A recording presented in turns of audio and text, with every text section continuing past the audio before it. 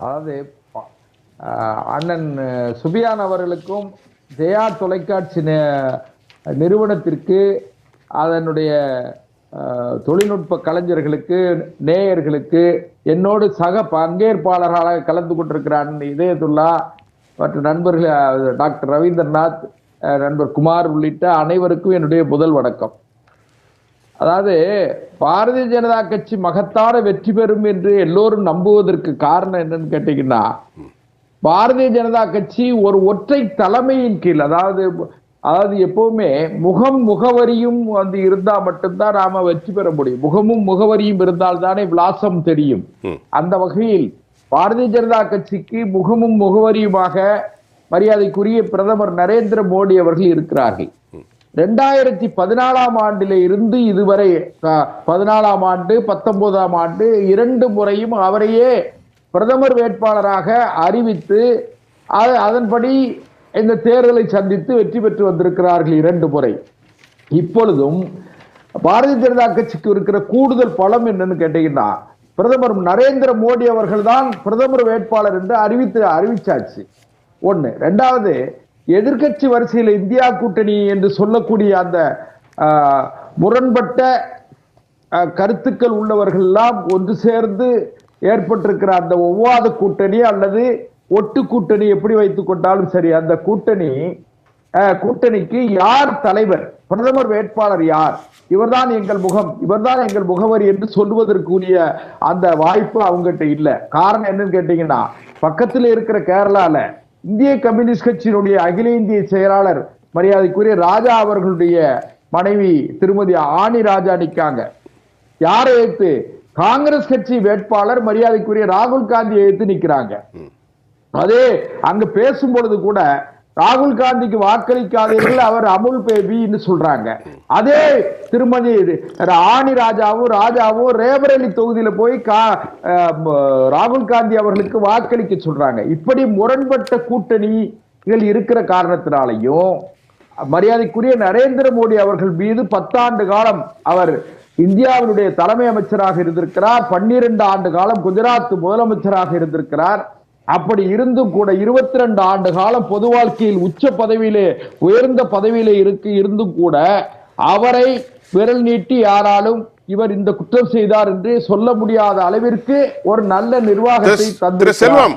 திரு செல்வம், முதல் கட்ட கருத்துல உங்கள்கிட்ட நான் கேட்கிறது, இத்தனை ஆண்டுகளாக 23 ஆண்டுகள் தொடர்ந்து அதிகாரத்தில் அவர் இருந்திருக்கிறார். மாநில அதிகாரத்திலும் மத்தியதிலும் சர்வதேச அளவில் ஒரு பெரிய ஆளுமை, அப்படித்தான் எல்லோருமே சொல்கிறார்கள். நான் கேட்குறேன், இந்த பிரச்சாரத்தில் அவருடைய சாதனைகளை பற்றி பேசாமல் வேறுவாதமாக அவர் பேசுகிறார் என்ற குறைகள் வைக்கப்படுகின்றது. அதை எப்படி பார்க்கிறீங்க? அவருடைய சாதனை நீங்க சொன்ன மாதிரி எந்த குறையும் இல்லாத ஒரு பிரைம் மினிஸ்டர், அப்ப தான் குறை இல்லாமல் செய்வதை என்னை நோக்கி சுட்டி காட்டுங்கள், அதையெல்லாம் பேசலாம். அதை விடுத்து வேறு விதமாக மதவாதத்தை பேசுகின்றார், குழந்தைகளை பற்றி பேசுகின்றார், அல்லது மறுபடியும் மறுநாள் மாறுகிறார், இதெல்லாம் அவர் மீது வேறு வித பார்வையை இந்திய வாக்காளர்களுக்கு மத்தியில் ஏற்படுத்தாதா திரு செல்வம்? யுத்த களத்தில் இது வந்து ஒரு மகா யுத்தம் என்று காங்கிரஸ் கட்சியினுடைய முன்னணி தலைவர் மரியாதைக்குரிய ராகுல் காந்தி அவர்கள் சொன்னார்கள். இந்த யுத்த களத்தில் எப்படின்னு கேட்டீங்கன்னா, ஏதாவது ஒரு வகையில் சின்ன விஷயங்களை கூட, சொல்லாத விஷயங்களை கூட சொன்னதாக அதை மிகைப்படுத்தி பேசுவது எதிர்கட்சிகளுக்கு வாடிக்கை, அது வழக்கமான ஒன்றுதான். அப்படி என்றால் இந்தியாவில் இருக்கக்கூடிய ஊடகங்கள், பத்திரிகைகள் எல்லாரும் தலைப்பில் முதல் கட்டத்தில் போடுறதெல்லாம் பொய்யா? காங்கிரஸ் சொல்வது பொய், திமுக சொல்வது பொய். இன்னைக்கு டைம்ஸ் நவுல இருந்து அவ்வளவு பத்திரிகையும் பிரைம் மினிஸ்டர் இப்படி பேசுகிறார், இன்ஃபில்ட்ரேஷன் பேசுறார் என்றால் அதெல்லாம் பொய் என்று மறுக்கிறீர்களா? இல்லை, இன்ஃபில்ட்ரேஷன் எப்படின்னு கேட்டீங்கன்னா, ஊடுருவல்காரர்களை எப்படி சொல்ல முடியும்? நீங்க அத ஊடுருவல் அந்நிய தேசத்திலிருந்து அண்டை நாட்டில இருந்து ஊடுருவல்காரர்கள் அதிகமாக வந்திருக்கிறார்கள், அதையெல்லாம் ஒழுங்குபடுத்த வேண்டும் என்று. இன்னொரு விஷயம் என்ன, மிக துணிச்சலாக முத்தலாக் சட்டத்தை இஸ்லாமிய பெருமக்கள், இஸ்லாமிய சகோதரிகள் எல்லாம் நீண்ட நாட்களாக பாதிக்கப்பட்டு வந்த அந்த துயரத்திலே இருந்து விடுபடுவதற்காக இஸ்லாமிய பெண்களுக்காகவே முத்தலாக் சட்டத்தை கொண்டு வந்து அமல்படுத்தினார். ஆர்டிகல் 370 துணிச்சலாக அமல்படுத்தினார். இன்னும் சொல்ல போனீங்கன்னா, பாரதிய ஜனதா கட்சியோட எலெக்ஷன் மேனிபெஸ்டோ, தேர்தல் அறிக்கையில், அதாவது பாரதிய ஜனதா கட்சியினுடைய கொள்கை திட்டமான தேர்தல் அறிக்கையில மிக துணிச்சலாக நாங்கள் வந்தால் காமன் சிவில் கோடு, அதாவது பொது சிவில் சட்டத்தை அமல்படுத்துவோம்னு சொல்லி தேர்தல் அறிக்கையில எலெக்ஷன் மேனிபெஸ்டோல சொல்றாங்க. அந்த அளவிற்கு வெளிப்படையாக எல்லாவற்றையும் சொல்கிறார். ஆனால் எதிர்க்கட்சி வரிசையில இன்னும் சொல்ல போனீங்கன்னா முக்கியமான பெரிய கட்சியாக இருக்கிற காங்கிரஸ் கட்சியினுடைய தேர்தல் அறிக்கையில நீங்க பாத்தீங்கன்னா ஒவ்வொரு பெண்களுக்கு நான் 1 லட்சம் ரூபாய் தருவோம், ஆண்டுக்கு 1 லட்சம் ரூபாய் அல்லது மாசத்துக்கு 8500 ரூபாய் தருவோம்னு சொல்றாங்க. இது எந்த வகையில் சாத்தியம்? சாத்தியம் இல்லாதவற்றை எல்லாம் சாத்தியமாக சொல்லிக்கொண்டு சார், அப்ப சாத்தியம் இருக்குன்னா நான் என்ன கேட்கிறேன் திரு செல்வம் சார், எப்படின்னா நீங்க அவர் சாத்தியம்னா மக்கள்கிட்ட இவங்க பொய்யர்களாக நிரூபிக்கப்பட்டுடுவார்கள். ஆனா இந்த டியூரிங் த கேம்பெயின்ல மிஸ்டர் பிரைம் மினிஸ்டர் அவர்கள் ஏன் தங்களுடைய மேனிஃபெஸ்டோ பத்தி அதிகமா பேசலையே?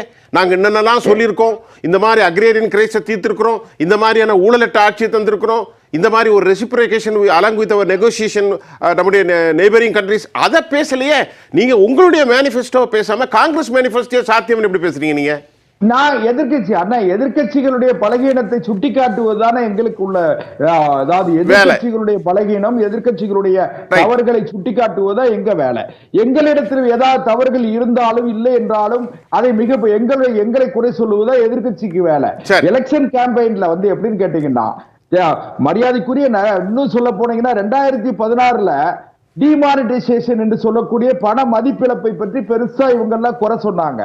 அதே போல கொரோனா என்கிற மிகப்பெரிய தொற்று வரும்பொழுது ஏதோ மத்திய அரசாங்கம் ஒன்றுமே செயல்படாத மாதிரி எல்லாம் இன்றைக்கு பேசிக்கிட்டு இருக்காங்க. ஆனால் அதற்கு பிறகு நடந்த தேர்தலில் 2016க்கும் 18க்கும் பிறகு நடந்த 19 நடந்த தேர்தலில் பாரதிய ஜனதா கட்சி 303 இடங்களிலே 303 நாடாளுமன்ற உறுப்பினர்களை பெற்று மிகப்பெரிய வெற்றியை பெற்றது. ஆக இந்த முதலுடைய கட்டுரையில சொல்ற ஒரே ஒரு வரியில பதில் சொல்லுங்க. இந்த முறை பிஜேபி 303 370 400 415 லட்சம் 400 நிச்சயம்.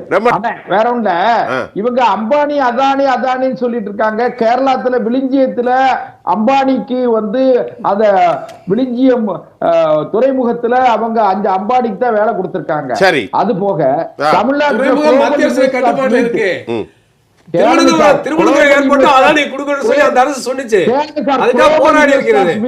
தமிழ்நாட்டுல அம்பானியும் அதானியும் இன்வெஸ்ட் பண்ணிருக்காங்க. இதெல்லாம் ஒத்துக்கிடுவீங்க. ஒண்ணு, கல்வியை மாநில பட்டியலில் இருந்து மத்திய பட்டியலுக்கு கொண்டு போனது திமுக ஆட்சியில. அது போக நீங்க நம்ம சேது கால்வாய் திட்டம் நிறைவேறாமல் போனதுக்கு காரணம் அதுல பல ஆயிரம் கோடிகளை இந்த திட்டத்தை நிறைவேற்றுவதற்காக முதலீடு பண்ணதாக சொல்லி நடந்த முறைகேடுகள், அதுகெல்லாம் ஒரு பக்கம். இன்னொன்னு நான் ரொம்ப சுருக்கமா சொல்றேன். அதாவது ஒரு முன்னாள் அமைச்சர் ஒரு அமைச்சராக துறை இல்லாத அமைச்சராக சிறைச்சாலையில ஊழல் குற்றச்சாட்டுல ஜெயில இருந்தது திமுக அமைச்சர். இது இந்த விட ஜனநாயகத்திற்கு மிகப்பெரிய அவமானமோ அசிங்கமோ வரப்போறதில்ல. இப்படிப்பட்ட ஊழல் கூட்டணியில்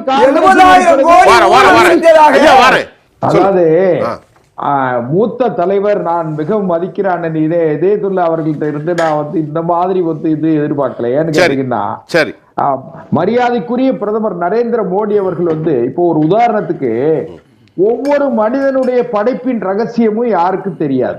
ஏன்னா ஏதோ ஒரு நோக்கத்தில் இறைவன் படைக்கிறார். ஸல்லல்லாஹு அலைஹி வஸல்லம் பெருமானார் நபிகள் நாயகம் அவர்களை அல்லாஹ் ஏன் படைத்தார் என்று சொன்னா, சார் இப்ப ரவீந்திரநாத்துக்கு பதில் சொல்லுங்க. இது அரசியல் மேடையா, ஸல்லல்லாஹு அலைஹி வஸல்லம் ஆன்மீகத்தை பத்தி பேசுறீங்களா? என்ன கதை இது? இது அரசியல் விவாதமா ஆன்மீக விவாதமா?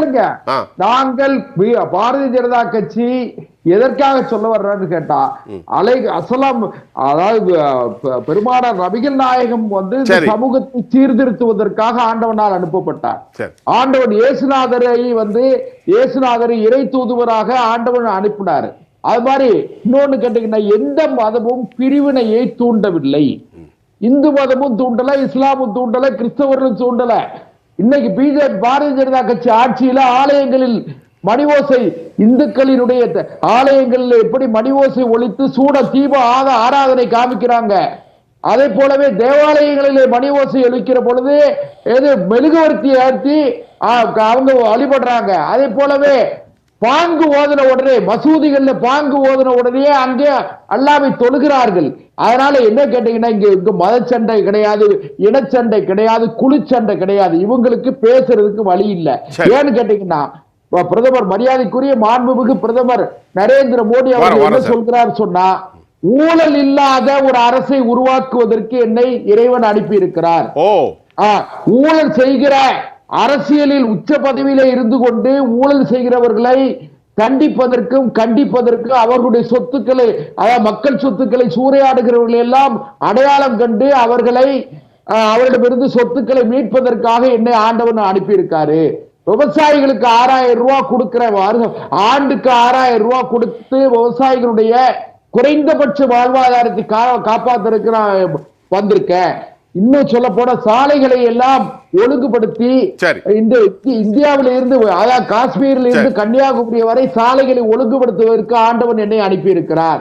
அதே போலவே இன்னும் சொல்ல போனீங்கன்னா சார், இதுல ரொம்ப ஒண்ணு இல்ல, சென்னையில இருந்து திருநெல்வேலிக்கு 6 மணி நேரத்துல ட்ரெயின்ல வந்துடுறோம் சார். இப்போ அந்த அளவிற்கான திட்டங்களை இந்த மத்திய அரசாங்கம் செல்வம் சார் 450 ரூபாய் நம்ம ட்ரெயின் 6 மணி நேரத்துல 1500 ரூபாய் கொடுத்தாதான் போகணும், சும்மா போக முடியாது.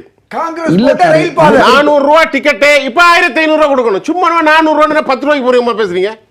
இல்ல வேற ஒண்ணு இல்ல, இன்னைக்கு இருக்கிற பொருளாதார நிலை மாற்றம், உலக பொருளாதார, உலக சந்தையில் இருக்கிற பொருளாதார மாற்றம், இன்னொன்னு இவ்வளவு பெரிய அளவுல உலக பொருளாதார சிக்கல் இருக்கிற நேரத்துல கூட இந்திய பொருளாதாரத்தை மிகவும், அதாவது ஒரு ஸ்டேபிளா வச்சிருக்க, அதாவது நிலையான பொருளாதாரத்தை உலகத்தில் 5வது பொருளாதாரத்திலே பெரிய நாடு, 5வது பெரிய நாடு இந்தியா என்கிற நிலையை தக்க வைத்திருப்பதற்கு பிரதமர் நரேந்திர மோடி தான் காரணம். இன்னும் ஒரே செய்தி மட்டும் தான் சொல்லி முடிச்சிடுறேன். அதாவது ஒரிசாவில் இருக்கிற பிரதமர், ஒரிசாவினுடைய முதலமைச்சர் நவீன் பட்நாயக்கினுடைய நிழல் முதலமைச்சராக இருக்கிற வி.கே. பாண்டியன், அவர் ஒரு தமிழர், அவ்வளவுதான். அதுல பூரி ஜெகநாதர் ஆலயத்தில் இருக்கிற சாவி தொலைஞ்சு போச்சு.